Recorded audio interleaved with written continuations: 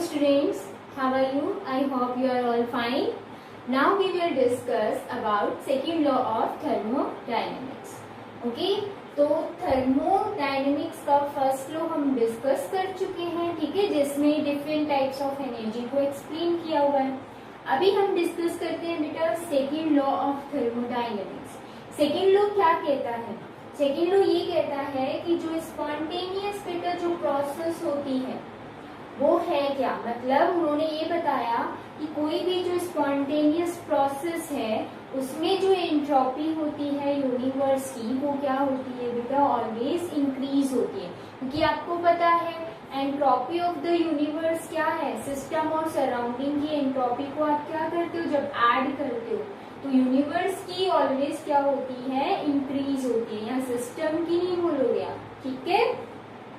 या फिर इसमें ये भी एक्सप्लेन किया कि जो स्पॉन्टेनियस प्रोसेस होती है वो बेटा सारी की सारी क्या होती है, इरिवर्सिबल प्रोसेस होती है, ठीक है. आपको नेचर के अंदर जितनी भी प्रोसेस मिलती है वो स्पॉन्टेनियस मिलती है और वो मोस्टली क्या होती है, इरिवर्सिबल होती है. तो ये है सेकेंड लॉ. फर्स्ट लॉ क्या एक्सप्लेन करता है, different type of energy, and second law क्या एक्सप्लेन करता है, spontaneity of the process. Clear. तो नेक्स्ट जो टॉपिक है वो आपका आता है Gibbs free energy. Gibbs free energy क्या होती है, देखो इसको जी से डिनोट करते हैं. मैंने आपको बताया था कि एंथैल्पी जो है H वो क्या होती है, हम कहते हैं कि सिस्टम के अंदर जो एनर्जी होती है वो एनर्जी किसमें चेंज हो, हीट के अंदर चेंज हो जाती है. अगर वही एनर्जी बेटा किसी भी प्रोसेस, कोई भी प्रोसेस हो रही है सिस्टम के अंदर और हम उसको क्या दे रहे हैं, एनर्जी दे रहे हैं, अगर वो एनर्जी किसमें चेंज हो जाती है, यूजफुल वर्क के अंदर, वहां पर मैक्सिमम वर्क होगा, उसी एनर्जी को आप क्या बोलोगे, गिब्स फ्री एनर्जी. ठीक है बेटा. तो the maximum amount of energy available to a system during a process that can be converted into useful work या फिर मैक्सिमम वर्क. ठीक है.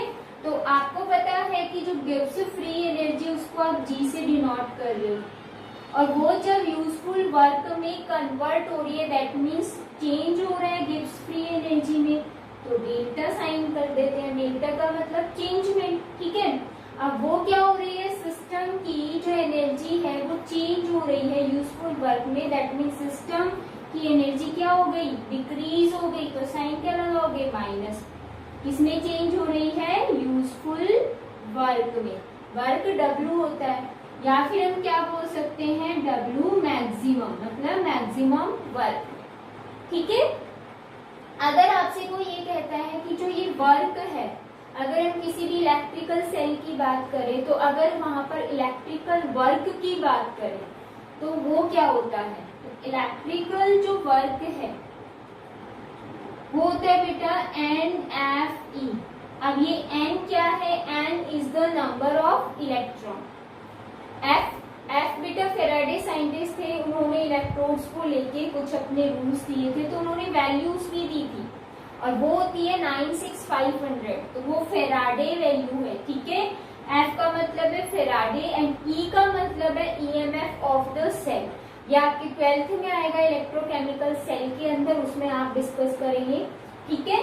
उसमें हम सभी डिस्कस करेंगे. तो यहाँ पर अगर मैं इसकी वैल्यू पुट कर दूं W की, इलेक्ट्रिकल वर्क है ये. ठीक है.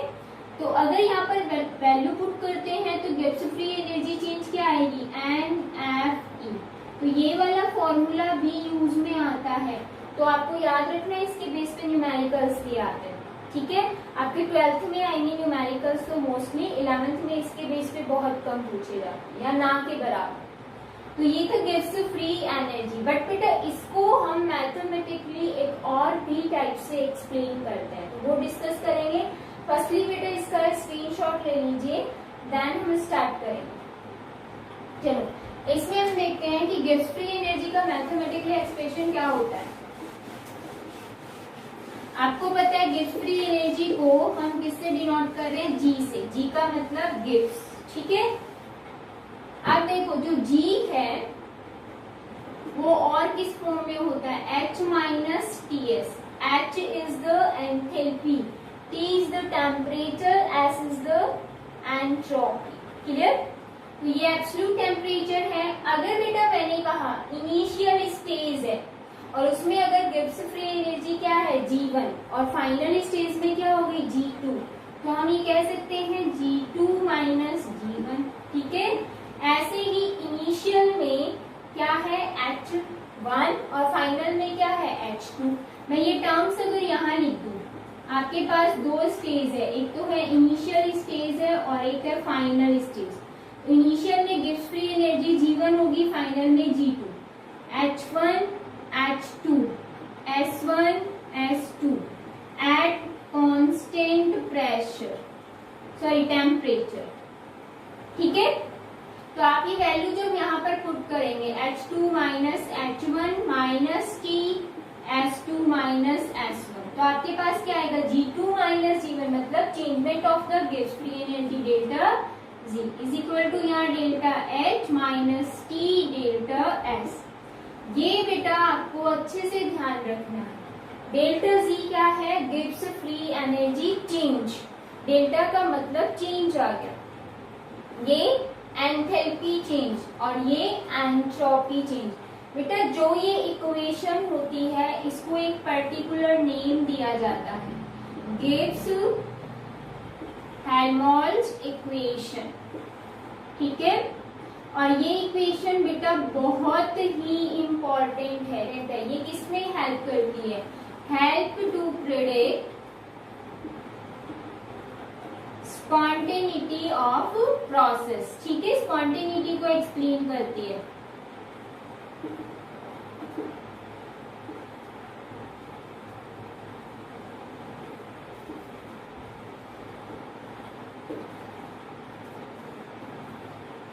तो यहाँ पर इसके बेस पे भी बेटा न्यूमेरिकल आता है, वो भी आपको ध्यान रखना है। डेल्टा H डेल्टा S की वैल्यू अगर पूछी जाती है, दी हुई रहती है, गिब्स फ्री एनर्जी चेंज पूछते हैं तो हम पुट कर सकते हैं। ठीक है?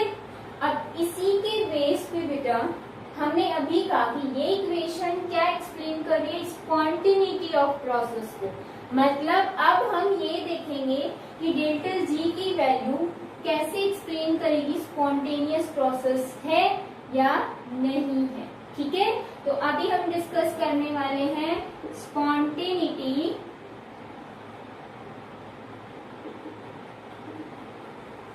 In term of Gibbs free energy change delta G. ठीक है?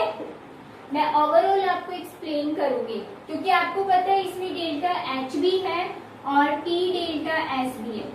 तो इन दोनों की वैल्यू पॉजिटिव भी हो सकती है, इन दोनों की वैल्यू नेगेटिव भी आ सकती है।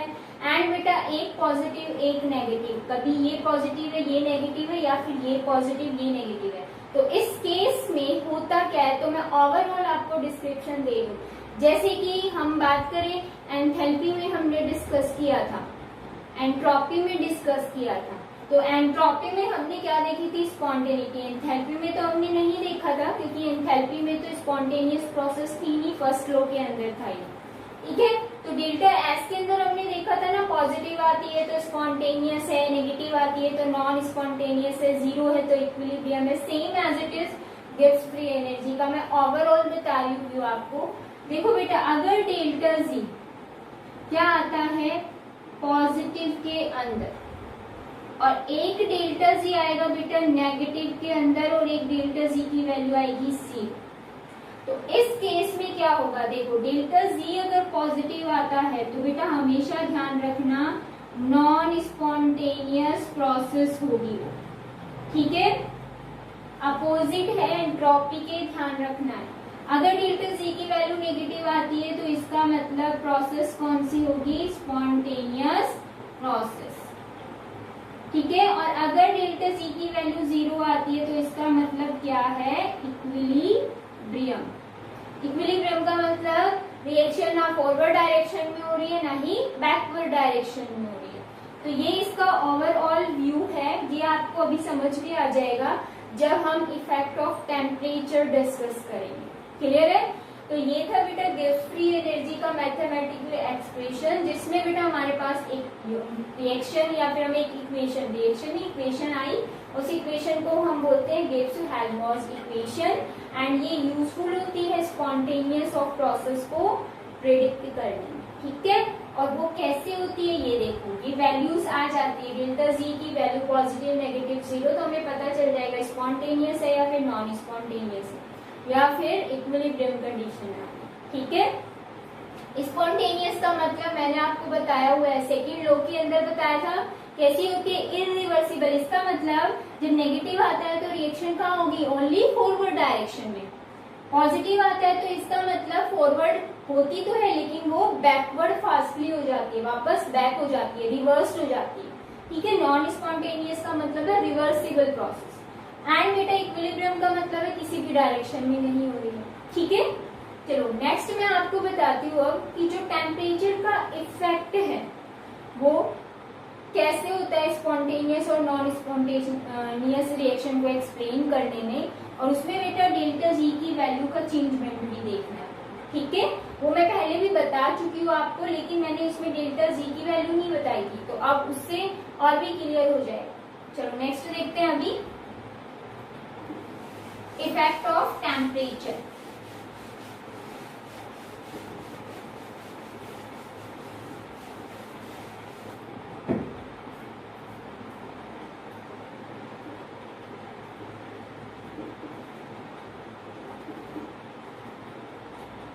अगर मैं बात करूं टेम्परेचर, तो टेम्परेचर में आपके माइंड में रिएक्शंस आती है, प्रोसेस आती है, एक होती है एक्सोथर्मिक, एक होती है एंडोथर्मिक। तो मैं अलग अलग लेके चलती हूँ, ठीक है। पहले हम एक्सोथर्मिक रिएक्शन के लिए देखेंगे, एक्सोथर्मिक रिएक्शन है आपके पास, और सेकंड है एंडोथर्मिक रिएक्शन। अब देखो आपको पता है कि एक्सोथर्मिक रिएक्शन में डेल्टा एच की वैल्यू किस में आती है, नेगेटिव, ठीक है। एंड एंडोथर्मिक में डेल्टा एच की वैल्यू किस में आती है, पॉजिटिव में। अब देखो आपके पास टी डेल्टा एस बचा, ठीक है, वो क्या हो सकता है, नेगेटिव भी हो सकता है और पॉजिटिव भी हो सकता है, हमें नहीं पता, हम दोनों डिस्कस करेंगे। एंड टी डेल्टा एस जो है यहाँ भी पॉजिटिव भी होगा और नेगेटिव भी हो सकता है, ठीक है, इनका कंफर्मेशन नहीं है। अब देखो एक्सोथर्मिक रिएक्शन में डेल्टा एच है नेगेटिव, मैंने कहा डेल्टा एच की वैल्यू ग्रेटर देन है टी डेल्टा एस से, और ये भी क्या है बेटा, नेगेटिव फॉर्म के अंदर है। तो अगर इसकी वैल्यू इससे ज्यादा है तो बेटा वैल्यू किस में आएगी, डेल्टा जी की, क्योंकि आपको फॉर्मूला पता है, फॉर्मूला में यहाँ लिख दू delta G is equal to delta H minus T delta S. ये भी नेगेटिव है, ये भी नेगेटिव है, तो आपको पता है वैल्यू किस में आएगी, नेगेटिव में आएगी, और डेल्टा जी किसका होगा बेटा, नेगेटिव फॉर्म में। इसका मतलब रिएक्शन क्या है, स्पॉन्टेनियस है। और अगर बेटा यहाँ पर टी डेल्टा एस की वैल्यू कम है, इसका मतलब टेम्परेचर क्या है, लो टेम्परेचर है, ठीक है। ध्यान रखना, मैंने आपको कहा था एक्सोथर्मिक रिएक्शन में लो टेम्परेचर पर प्रोसेस क्या होती है, स्पॉन्टेनियस। यहाँ पर आई थिंक आपके क्लियर हो गया होगा, ठीक है। नेक्स्ट देखते हैं, अगर बेटा डेल्टा एच की वैल्यू कम है किससे, टी डेल्टा एस से, ठीक है, तो इसका मतलब यहाँ पर टेम्परेचर क्या है, हाई टेम्परेचर। हमने नेगेटिव फॉर्म ले ली थी, ठीक है, नेगेटिव में चाहिए बेटा ये ग्रेटर हो, ये ग्रेटर हो, आना क्या है, नेगेटिव फॉर्म के अंदर ही आना है। अब हम इसकी कौन सी फॉर्म लेते हैं, पॉजिटिव फॉर्म लेते हैं, दिस वन, इसकी वैल्यू है पॉजिटिव और इसकी ग्रेटर देन है किससे, डेल्टा एच से। तो आपको पता है कि पॉजिटिव वैल्यू अगर ज्यादा होती है तो डेल्टा जी किस में आएगा, पॉजिटिव के अंदर, और पॉजिटिव के अंदर आया तो इसका मतलब स्पॉन्टेनियस होगी या non spontaneous, non spontaneous process होगी। मैंने आपको कहा भी था कि एक्सोथर्मिक रिएक्शन अगर हाई टेम्परेचर पर हो रही है तो वो नॉन स्पॉन्टेनियस प्रोसेस होती है। क्लियर हो गया ये चीज, यहाँ हम प्रूफ भी कर रहे हैं उस चीज, ठीक है। ये हो गया एक्सोथर्मिक रिएक्शन के लिए। अब देखते हैं एंडोथर्मिक के लिए। एंडोथर्मिक में डेल्टा एच की वैल्यू क्या है बेटा, पॉजिटिव है। अब देखो फर्स्ट केस, जैसे इसके अंदर फर्स्ट केस ये था और सेकंड केस ये था। ऐसे इसमें हम देखते हैं फर्स्ट केस कि जो डेल्टा एच है वो ग्रेटर देन है टी डेल्टा एस से, ठीक है। और यहाँ पर जो टेम्परेचर है वो क्या है, लो टेम्परेचर है, क्योंकि यहाँ से दिख रहा है इसकी वैल्यू ज्यादा है, इसका मतलब टेम्परेचर क्या है, कम है, तो ये वैल्यू क्या हो गई, कम होगी, ठीक है। अब मैंने कहा कि डेल्टा एच भी पॉजिटिव में है और डेल्टा टी डेल्टा एस भी क्या है, पॉजिटिव में। तो अगर ये वैल्यू ज्यादा है इसके कंपेयर में, या फिर ये भी ज्यादा होगी इसके कंपेयर में, तो भी बेटा क्या आनी है, डेल्टा जी की वैल्यू पॉजिटिव ही आनी है। और पॉजिटिव का मतलब रिएक्शन क्या होगी या प्रोसेस क्या होगी, नॉन स्पॉन्टेनियस प्रोसेस होगी, ठीक है। तो आपको बोला भी था कि एंडोथर्मिक जो होती है उसमें लो प्रेशर हो गया तो वो स्पॉन्टेनियस प्रोसेस नहीं होगी, क्लियर। अब देखो बेटा सेकंड मैंने कहा कि delta H is less than T delta S, और यहाँ पर आपने क्या किया, टेम्परेचर हाई रखा है।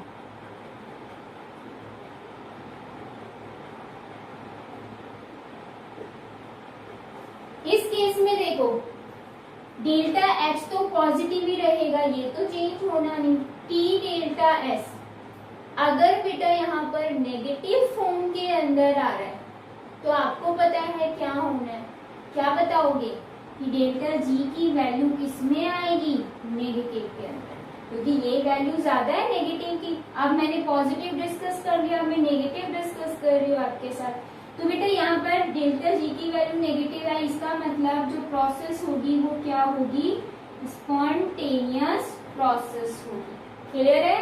तो आपको एक चीज दिख रही होगी, जब यहाँ पर लो टेम्परेचर होता है तब स्पॉन्टेनियस है, किसमें, एक्सोथर्मिक में। एंडोथर्मिक में जब ये टेम्परेचर क्या होता है, हाई होता है, तब भी रिएक्शन या प्रोसेस क्या होती है, स्पॉन्टेनियस, क्लियर है। तो फेवरेबल कंडीशन क्या होती है एक्सोथर्मिक में, स्पॉन्टेनियस के लिए लो टेम्परेचर, और एंडोथर्मिक में हाई टेम्परेचर, ठीक है। फेवरेबल कंडीशंस आपको ध्यान रखनी है स्पॉन्टेनियस प्रोसेस के लिए, क्लियर। तो ये था इफेक्ट ऑफ टेम्परेचर, किस पर, पूरी रिएक्शन या पूरी प्रोसेस पर, या फिर हम कहें गिब्स फ्री एनर्जी को हम लेके चल रहे हैं उसको एक्सप्लेन करना, ठीक है। तो ये हो गया कंप्लीट, जल्दी से स्क्रीनशॉट ले लीजिए। देन बेटा मैं नेक्स्ट टॉपिक कराती हूँ आपको कि जो गिब्स फ्री एनर्जी होती है, हमने ये तो पढ़ ली। जैसे हमने अभी एंथैल्पी चेंज की बात की थी किसी भी रिएक्शन के लिए, तो हमने कहा था कि वो हम कैसे निकालते हैं, प्रोडक्ट की एंथैल्पी होती है उसमें से माइनस कर देते हैं रिएक्टेंट की। ऐसे ही बेटा गिब्स फ्री एनर्जी जो रिएक्शन की होगी उसमें भी आपके पास फॉर्मूला सेम आएगा, एंट्रोपी के लिए भी फॉर्मूला सेम आएगा, ठीक है। वो मैं साइड में लिख दूंगी, आपको ध्यान रखना। चलो नेक्स्ट देखते हैं अभी हम कि जो इक्विलिब्रियम कंडीशन होती है उसमें अगर आपसे पूछते हैं स्टैंडर्ड गिब्स फ्री एनर्जी क्या है, कैलकुलेट करना, तो बेटा गिब्स फ्री एनर्जी और स्टैंडर्ड गिब्स फ्री एनर्जी का मीनिंग पता होना चाहिए पहले तो आपको, ठीक है। तो अगर मैं कहूँ डेल्टा जी, तो इसका मतलब तो क्या है, गिब्स फ्री एनर्जी। अगर मैं आपसे कहूँ डेल्टा जी नॉट, तो ये क्या है, स्टैंडर्ड गिब्स फ्री एनर्जी।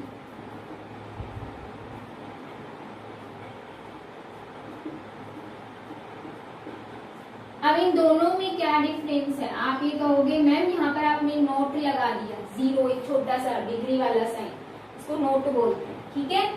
तो बेटा मेन डिफरेंस क्या होता है, जहां पर स्टैंडर्ड आ जाता है ना, इसका मतलब आपके पास जो सब्सटेंस है, सिस्टम के अंदर कुछ ना कुछ सब्सटेंस होगा, मटेरियल होगा, उसकी अमाउंट क्या है, फिक्स है, तो वहां पर स्टैंडर्ड आता है, ठीक है। इसमें हम क्या कह रहे थे कि जो एनर्जी है किसी भी सिस्टम की या सब्सटेंस की, वो किसमें कन्वर्ट हो रही है, यूजफुल वर्क में। हम यहाँ पर क्या कहेंगे, आपके पास जो सब्सटेंस है वो कितना है, 1 मोल।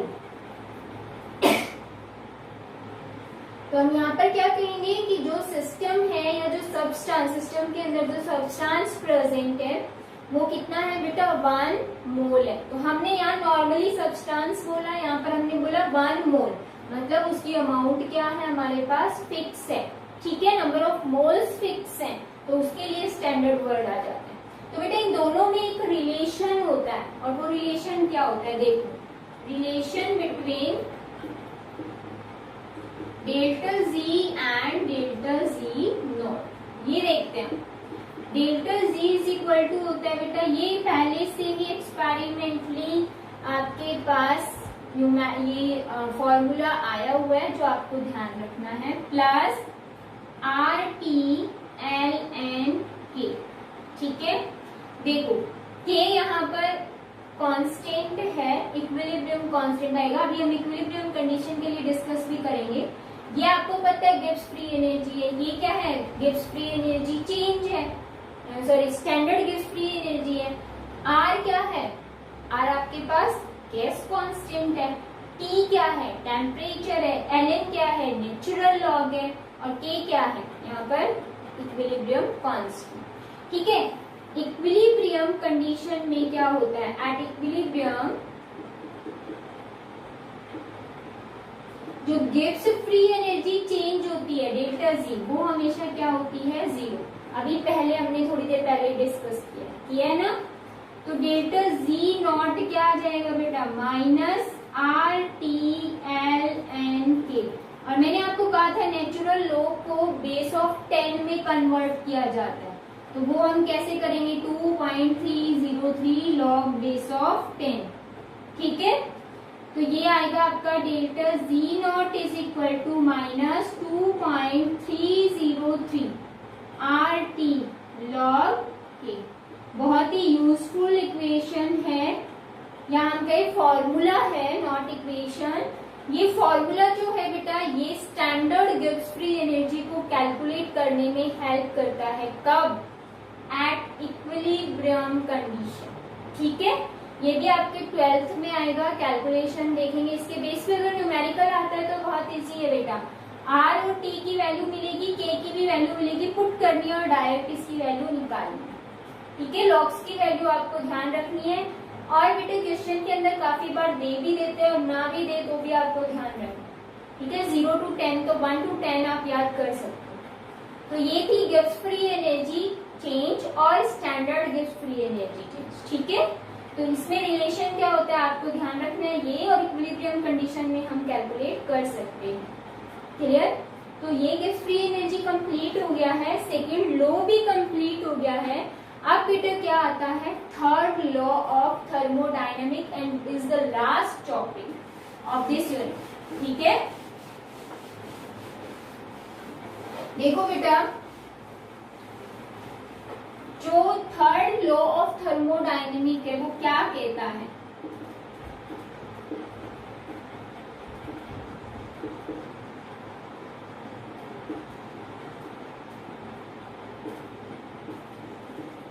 Third law of thermodynamics. देखो बेटा फर्स्ट लॉ हमें पता चल गया, सेकंड पता चल गया, एक लॉ और होता है जीरोथ लॉ। जीरो जो लॉ होता है उसमें सिर्फ टेम्परेचर की मेजरमेंट को बताया हुआ, ठीक है। आपको फर्स्ट सेकंड थर्ड याद रखना है, लेकिन बाई चांस आपके क्वेश्चन में आ भी जाए जीरोथ लॉ क्या होता है, तो आपको ध्यान रखना है कि आपके जो टेम्परेचर का मेजरमेंट है वो एक्सप्लेन किया है जीरोथ में। फर्स्ट में क्या एक्सप्लेन करते हैं different types of energy, second में स्पॉन्टेनिटी ऑफ प्रोसेस, एंड जो थर्ड आता है बेटा जो थर्ड लॉ था इसमें पहले क्या देखा, लर्नेस्ट साइंटिस्ट थे और उन्होंने ये देखा कि जितने भी प्योर सब्सटेंस होते हैं, ठीक है, प्योर फॉर्म जो होती है, चाहे वो क्रिस्टलाइन सॉलिड की बात कर ले क्योंकि वो प्योर है, क्रिस्टल है दैट मीन्स प्योर है। तो प्योर जो सब्सटेंस होते हैं उनकी जो एंट्रोपी होती है वो जब हम टेम्परेचर इंक्रीज करेंगे तो एंट्रोपी भी इंक्रीज होती है, टेम्परेचर डिक्रीज करते हैं तो एंट्रोपी भी डिक्रीज होती है। ऐसा क्यों हुआ, क्योंकि देखो क्या होता है बेटा आपके पास यहाँ पर है सपोज आपको पता है कि सॉलिड में जो पार्टिकल्स होते हैं वो क्लोजली पैक्ड होते हैं, ठीक है। ये है क्रिस्टलाइन सॉलिड, ठीक है, सॉलिड में पैक्ड स्ट्रक्चर है। अब हमने क्या किया, इसको हमने टेम्परेचर दिया, जैसे ही हम टेम्परेचर देंगे क्या होगा, इनके मॉलिक्यूल्स या पार्टिकल्स के बीच में जो फोर्स था, क्योंकि दो बाइंडर फोर्स है तो थोड़ा सा लूज होगा, पार्टिकल दूर जाएंगे, दैट मीन्स वो क्या कर रहा है, वाइब्रेट होना स्टार्ट कर देगा क्योंकि वो एनर्जी लेगा। तो इसमें फर्स्टली बेटा क्या होगा, वाइब्रेशन होगा। ठीक है, वाइब्रेशन होगा। वाइब्रेशन जिस एनर्जी को एब्जॉर्ब करती है उसको हम क्या बोलेंगे, वाइब्रेशनल एनर्जी। क्लियर। सेकेंड, अब वाइब्रेशन हो गया, जैसे ही वाइब्रेशन होगा वो दैट मीन्स वो क्या है, फ्री होने की कोशिश कर रहा है थोड़ा, मतलब उसमें फोर्स ऑफ अट्रैक्शन जो है वो थोड़ा वीक होता जा रहा है। तो वो पार्टिकल जब वाइब्रेट होगा तो अपनी एक्सिस पर क्या होने लग जाता है, रोटेट भी होने लग जाता है, तो उसको हम बोलेंगे रोटेशन। ठीक है, सेकंड क्या हुआ, रोटेशन। और जब उसकी जो एनर्जी होगी रोटेशन के लिए उसको हम क्या बोलेंगे, रोटेशनल एनर्जी। क्लियर है। थर्ड, अब वाइब्रेशन हो चुका, रोटेशन भी हो चुका, दैट मीन्स जब रोटेशन होगा तो all force of attraction loose हो जाएगा, और जैसे ही लूज होगा बेटा वो क्या करेगा, अपनी एक्साइटेड स्टेट में जाने की कोशिश करेगा। मतलब हम किसकी बात कर रहे हैं, जो सॉलिड्स हैं इनमें जो पार्टिकल्स हैं उनमें जो इलेक्ट्रॉन्स प्रेजेंट है उनकी, क्योंकि इलेक्ट्रॉन्स की वजह से ये सारी चीजें डिस्कस की जा रही है। ठीक है, दैट मीन्स वो क्या करेगा, ट्रांसलेट होने की कोशिश करेगा अपनी ग्राउंड से एक्साइटेड में, क्योंकि एनर्जी गेन कर रहा है और एनर्जी जब उसको ज्यादा मिलेगी तो वो अपनी एक्साइटेड स्टेट में जाएगा, ट्रांसलेट हो रहा है उस एनर्जी को आप क्या बोलोगे, ट्रांसलेशनल एनर्जी।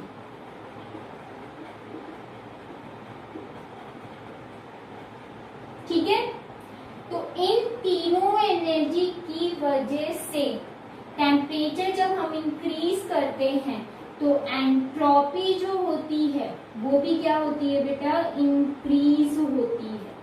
ठीक है, टेम्परेचर आपने इंक्रीज किया तो एंट्रोपी भी इंक्रीज हुई। क्यों हुई, क्योंकि उसमें वाइब्रेशनल, रोटेशनल एनर्जी और ट्रांसलेशनल जो एनर्जी है वो डेवलप हो जाती है इस वजह से। क्लियर है।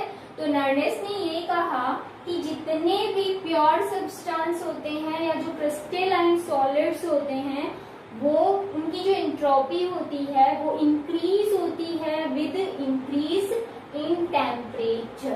क्लियर। टेम्परेचर इंक्रीज करोगे तो एंट्रोपी भी इंक्रीज होगी, ध्यान रखना है आपको। ये होता है third law of thermodynamics. Clear, जिसमें आपको क्या बताते हैं, एंट्रोपी का इंक्रीमेंट बताते हैं, या हम ये कहें कि एब्सोल्यूट जो एंट्रोपी होती है, क्योंकि जो थर्ड लॉ ऑफ थर्मोडायनेमिक्स है इसमें एंट्रोपी बताया हुआ है, तो इसकी एप्लीकेशन की अगर हम बात करें या फिर हमका यूजफुल क्या है, तो हम ये कहेंगे कि जो एब्सोल्यूट एंट्रोपी होती है किसी भी क्रिस्टलाइन सॉलिड की या प्योर सब्सटेंस की, वो कैलकुलेट करने में हेल्प करता है एट एनी टेम्परेचर। क्लियर, ये होता है थर्ड लॉ, उसकी एप्लीकेशन। अब इसमें एक चीज और है बेटा, क्या कि कुछ ऐसे भी प्योर सब्सटेंस होते हैं जिनमें क्या होता है कि जो एंट्रोपी है वो इंक्रीज नहीं होती जब हम टेम्परेचर इंक्रीज करते हैं। ठीक है, तो इसका मतलब उस एंट्रोपी को आप क्या बोलते हो, रेजिडुअल एनर्जी या एंट्रोपी, सॉरी।